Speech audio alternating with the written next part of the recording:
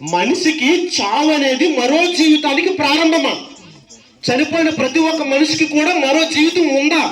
ఏం కట్టుకథలు చెప్తున్నారా, సినిమా సీరియళ్ళ గురించి ఏమైనా చెప్తున్నారని మీరు అనుకోవచ్చు. ఒకవేళ ఇది మీకు అర్థం అవ్వాలంటే ఒక మంచి ఉదాహరణ చెబుతాను. ఇదిగో ఇక్కడ షాపులో అమ్మగారు అరటిపళ్ళు అమ్ముతున్నారు. అరటిపళ్ళు అమ్ముతున్నారా? అరటిపళ్ళు రావాలంటే ముందుగా ఏం వేస్తారండి? అరటి పిల్లకలు వేస్తారు. ఇదిగో పక్కన అరటి తోట ఉంది, అరటి పిల్లకలు వేస్తారు. అరటి పిల్లక రావాలని అన్నా కూడా అరటి పళ్ళలో ఏముంటాయండి? విత్తనాలు ఉంటాయి, అవునా కాదా? వరి పంట వెయ్యాలంటే ముందుగా పంట రావాలంటే ముందు రైతు ఏం వేస్తాడండి? వరి విత్తనాలు చల్లుతాడు. మామిడి తోట వేయాలంటే ముందుగా ఏం వేస్తాడు? మామిడి టెంకులు నాటుతాడు. జామ తోట వేయాలంటే జామ విత్తనాలు ఉండాలి. ప్రతి చెట్టుకి ప్రతి మొక్కకి ప్రారంభం విత్తనం.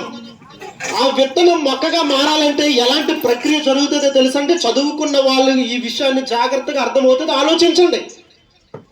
ఒక మొక్కగా ఒక విత్తనం మారాలంటే రైతు నాటే పొలములో ప్రతి విత్తనము కూడా ఆ యొక్క పొలాన్ని దున్ని ఆ దున్నబడినటువంటి పొలములో ఒక విత్తనాన్ని రైతు నాటుతాడు.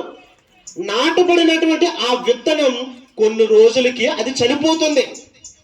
చనిపోయినటువంటి ఆ విత్తనంలోనే కొన్ని రోజులకి ఏ విత్తనం అయితే మనం నాటామో, ఏ విత్తనాన్ని అయితే మనం నేలలో మనం నాటామో ఆ విత్తనం చనిపోయిన